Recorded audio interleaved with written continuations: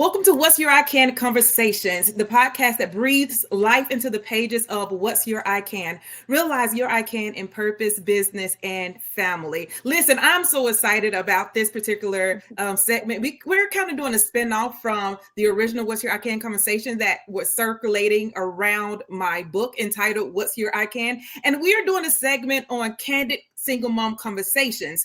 I am your host, Kristy Angelee, and I am delighted to have you join us on this journey. Get ready because we are here to amplify the voices of single moms, celebrate their achievements, challenge stereotypes, raise awareness, and more. Through these conversations, we aim to foster a deep connection with God, a vital element, as we collectively reimagine our future together. So, today, you guys, I am thrilled to introduce to you our guest, the incredible Maya. So, without further ado, let's dive right in. Maya, how are you on this day? I'm good. Thank you so much. I'm very excited for this. You are so excited. I'm excited for you. So, what is exciting about you? What is exciting about this for you? Should say it like that. So, my excitement comes from wanting to finally use my voice to help other single moms. I have been trying to navigate how specifically I can do that. I've been doing a lot of things for myself and for other people, but I've been trying to intertwine single moms as well through their journeys. I can help them of what my knowledge is and kind of guide them through their journey as well. So I'm hoping this will actually somewhat help all of us just to guide everyone on just about every challenge and bringing God involved in everything, which is Mhm. honestly my biggest thing that I have been blessed with is just having God by my side with everything. Yeah, that is always a big thing.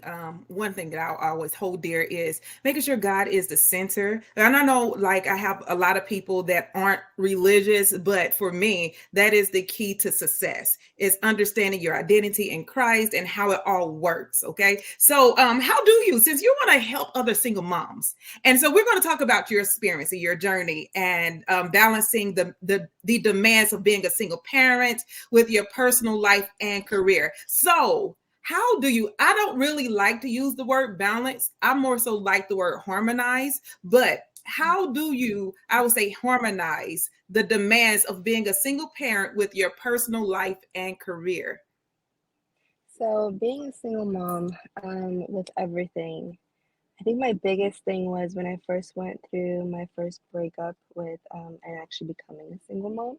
That actually put me in a really bad postpartum depression, and I just didn't know where my life was going at all.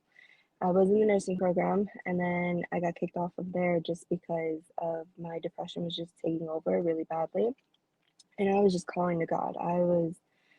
I grew up Christian and then, oh no, I actually grew up Catholic, went into Christianity, and then became spiritual. So I have my own relationship with God, and it has been the strongest that I've ever had before, even in while I was in church.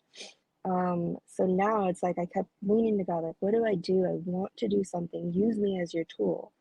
So this is when my eyes ended up opening up and I got into energy work. And being a single mom helps me have kind of like navigate around my child's schedule and as well as my own, just to be able to, I guess, figure out what I want to do.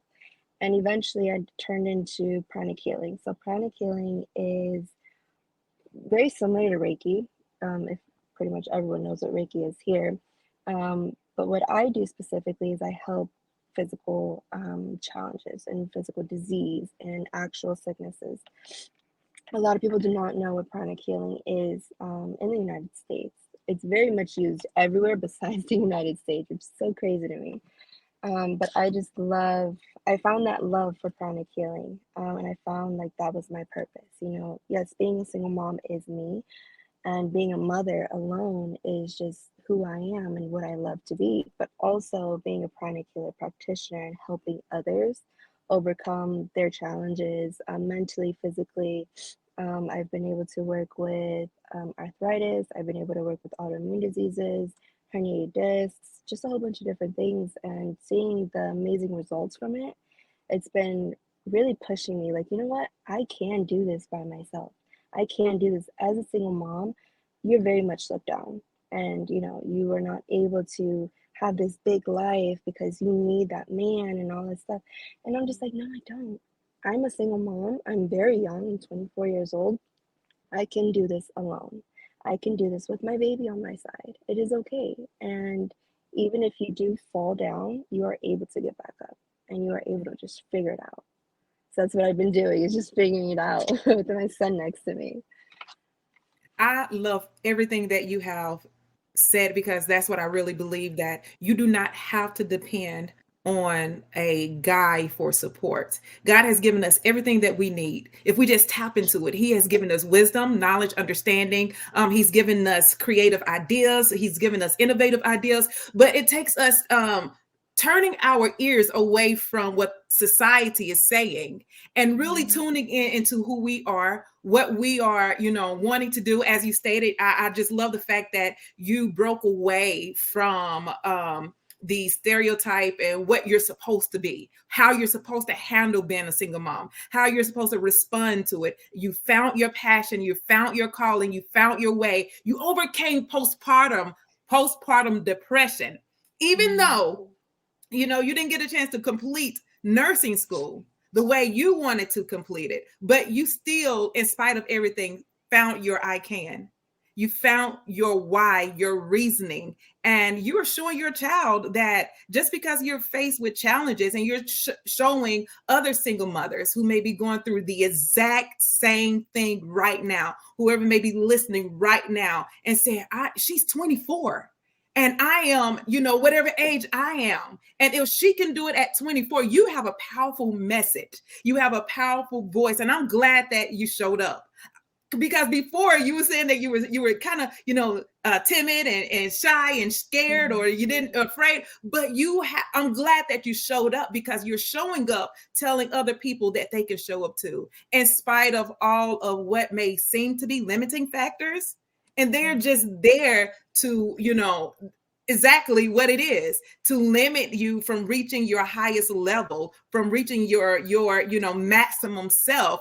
And you are a witness, a testimony of you can achieve anything once you put your mind to it, and do it alone, even if you have to do it scared, even if you don't know everything. But as you stated, you one day at a time. I'm going to say it like that. You're taking it one day at a time. You are allowing things to unfold. You're allowing, as you stated, your prayers and your relationship with God to be your guide. And He is putting you in the direction that you need to be in order for you to achieve that level of success that He's already granted to us as single moms. I love to say Jeremiah 29:11, for I know the thoughts I think towards you, thoughts of good. So He's allowing you to experience the good that He has for you. You are a beautiful testimony of that. If you could go back and tell your younger you one thing that you would do differently, what would that be?